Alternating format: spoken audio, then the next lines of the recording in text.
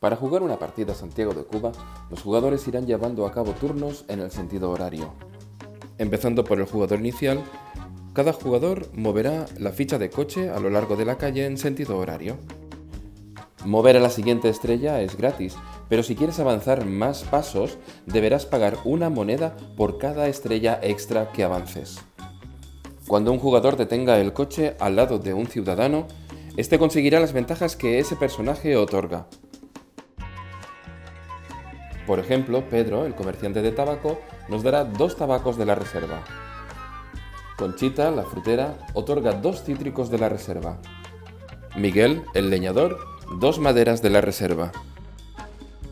José, el agricultor, 2 cañas de azúcar. Pablo, el contrabandista, nos dará una mercancía a nuestra elección de la reserva, pero no puede ser madera. Martínez, el músico, otorga 3 pesos.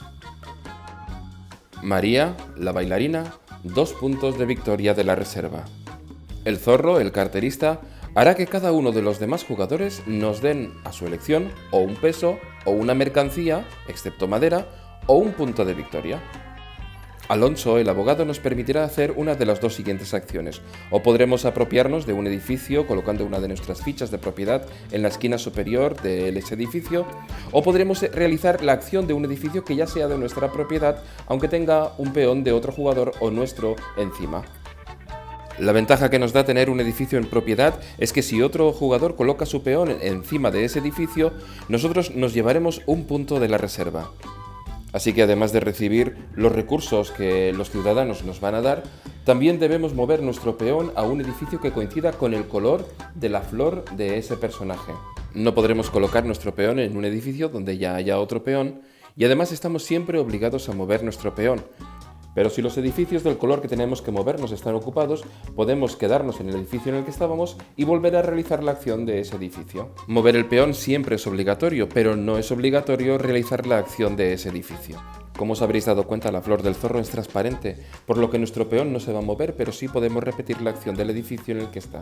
Los edificios y sus acciones son el banco, que nos da 2 pesos de la reserva; el casino, que nos permite cambiar monedas por puntos de victoria a una proporción de 3 pesos por un punto y viceversa; la iglesia, que nos da un punto de victoria de la reserva; el periódico, que nos da 1 peso y además nos permite darle la vuelta a la loseta de un personaje dejándolo inactivo. Cuando un jugador mueve el coche hasta un ciudadano inactivo, no puede realizar ninguna acción, pero sí que podrá avanzar más espacios pagando el coste correspondiente. Una vez que se haya pasado ese personaje inactivo, ya se le puede dar la vuelta y vuelve a estar activo otra vez. La oficina portuaria nos permite mover el contador del valor de las mercancías, es decir, podemos mover una bandera hacia la derecha o hacia la izquierda, lo que aumentará o disminuirá los puntos de victoria que recibimos por las mercancías entregadas a los barcos. Si el marcador se mueve hasta la bandera de cuadros, entonces el barco abandona el puerto y llega a un nuevo barco. En la aduana podremos poner inmediatamente un dado del barco a 0. El mercado negro nos permitirá cambiar una mercancía cualquiera por otra, excepto madera. En el café podremos devolver a la reserva un puro o un ron para conseguir 2 puntos de victoria por cada mercancía. En la oficina podremos entregar inmediatamente al barco una mercancía que demande a cambio de 2 puntos de victoria. No olvides reducir en 1 el valor del dado.